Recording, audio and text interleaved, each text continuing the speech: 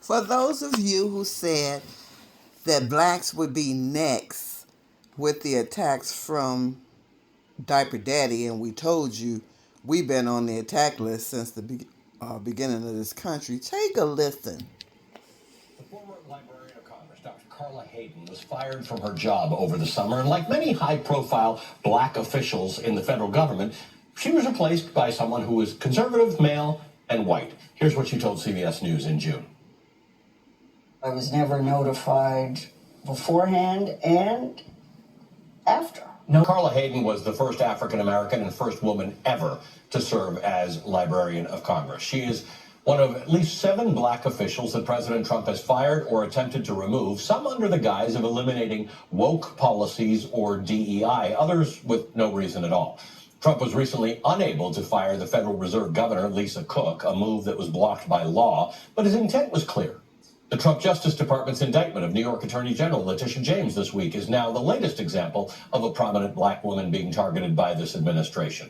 In a new report, the New York Times detailed how the administration has systematically targeted federal agencies with large black and brown workforces. Quote, black workers, particularly black women, have been hard hit by reductions in the federal workforce overall. According to a New York Times tracker of Mr. Trump's cuts, agencies where racial minorities and women were a majority of the workforce, such as the Education Department and the U.S. Agency for International Development, were targeted for the largest workforce reductions or for complete elimination. Black women made up nearly a quarter of the workforce in agencies such as the Internal Revenue Service, which also saw deep reductions, according to a Times analysis, end quote. There it is again, that Trump governing philosophy of divide and conquer. Trump and his ilk thrive on an us versus them mentality. The them, more often than not, are Americans who don't support Donald Trump standing against his increasingly authoritarian-like schemes.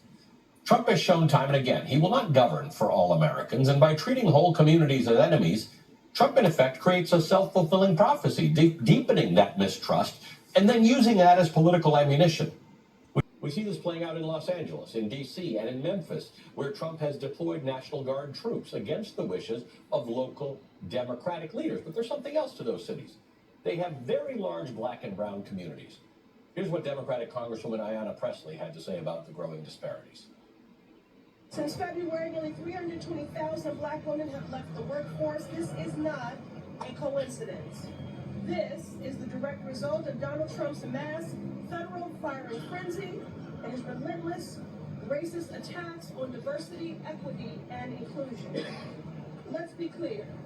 Black women are not just workers or numbers on a spreadsheet. We are the backbones of our families, our communities, and this country.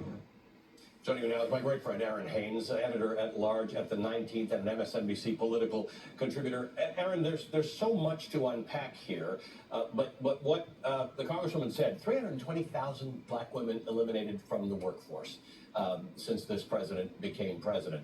In areas like the Department of Education, the Postal Service, places where black women went and black people went to be employed because they had worker protections before the private sector did. Yeah, absolutely. And listen, we know that the public sector has been a pathway to the middle class for so many black people, including black women, many of whom, are the sole breadwinners of their households, right?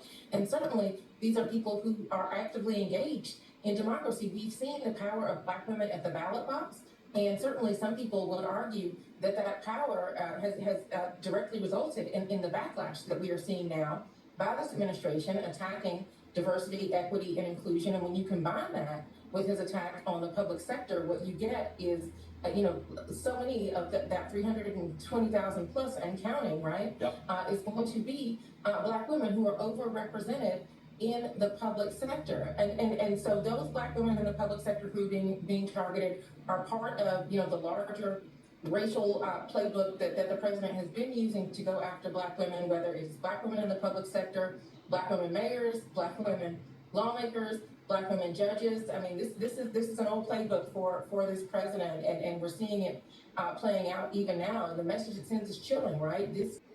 So stop asking where we are. This is what's happening.